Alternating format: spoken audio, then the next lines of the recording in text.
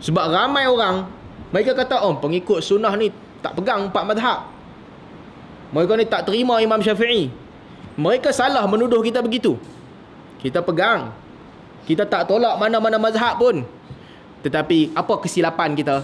Kadang-kadang kita meletakkan tokoh kita sikit lagi tinggi daripada imam-imam besar ini.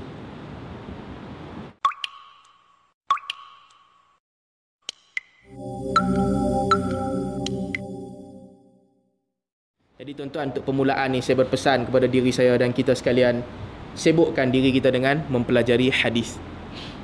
Sibukkan dengan mempelajari hadis. Lebih daripada benda-benda lain. Pastilah kita baca Al-Quran, itu benda paling utama. Tapi dalam bab kehidupan kita ni, banyakkan membaca hadis. Kadang-kadang ini masalah besar yang berlaku pada hari ini, bila banyak tokoh-tokoh bertelagah. Tokoh ni kata tokoh tu tak boleh pakai. Tokoh tu kata tokoh ni memang kami semua tak terima dah.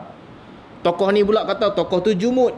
Tokoh tu pula kata tokoh ni terkeluar dah daripada aliran. Benda-benda begini berlaku. Apa pendirian kita? Nama kata kita mengikut sunnah. Tokoh itu tidaklah lebih besar daripada Nabi sallallahu alaihi wasallam.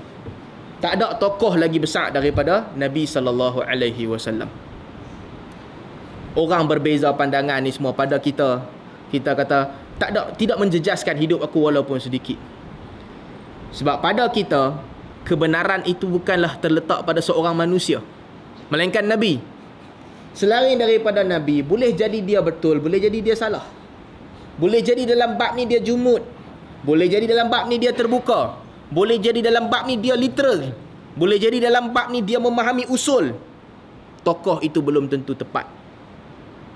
Tuan-tuan, inilah salah satu lagi beza antara orang yang mengikut sunnah dengan yang tak mengikut sunnah Nabi sallallahu alaihi wasallam. Ini kita kena tanam dalam jiwa kita. Dia dalam sunnah ni tak ada taksub kepada manusia, tak ada. Itu benda penting. Taksub ni, sebelum kita cerita taksub yang besar ni, taksub yang kecil je. Sebahagian daripada orang yang belajar sunnah ni, sebab ni saya pun agak terkilan jugalah benda ni berlaku.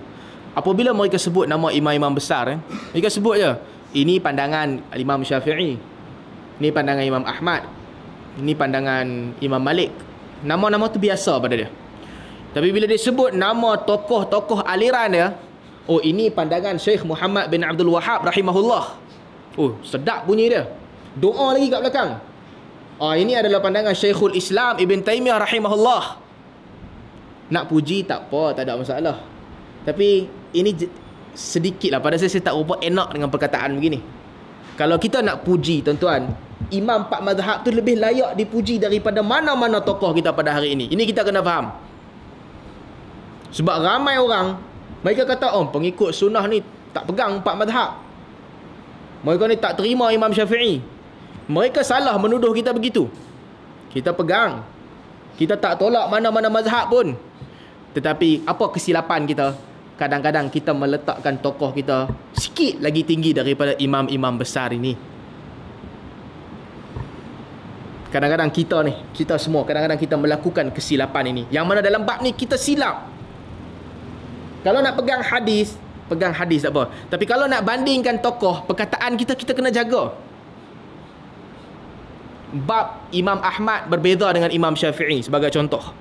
Kita baca, kita rasa, dalam bab ni aku rasa pandangan Ahmad kuat lah kot. Bila kita baca ni, kita tahu. Kita main cerita ke orang, macam mana kita nak cerita? Kita boleh kata, aku baca hadis, aku rasa hadis yang Imam Ahmad guna ni lebih tepat. Itu tak apa. Boleh. Dia berbeza dengan bila kita cerita ke orang, kita kata, bab ni Imam Ahmad dengan Syafi'i berbeza. Tapi pandangan yang paling kuat pandangan Syafi'i, sebab Syekhul Islam Ibn Taymiyah kata macam tu. Ini tak kena. Perkataan-perkataan begini kita kena elakkan. Bila kita nama kata ikut sunnah, benda-benda gini kita kena elakkan. Pengiktirafan kita kepada para imam tu mesti jelas.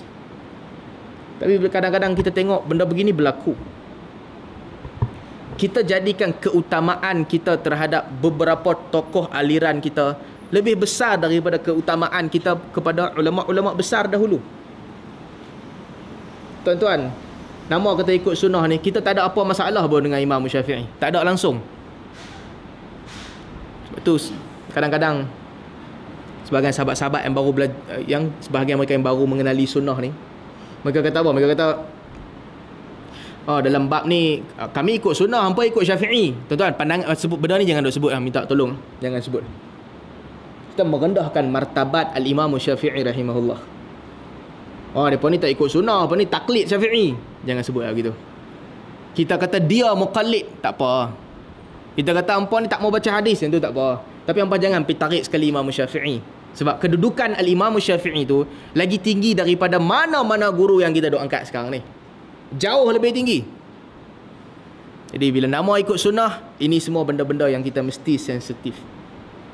Sebagaimana kita cinta guru-guru yang mengajar kita sunnah, begitu juga kita mesti cinta para imam besar yang telah bermati-matian memperjuangkan sunnah.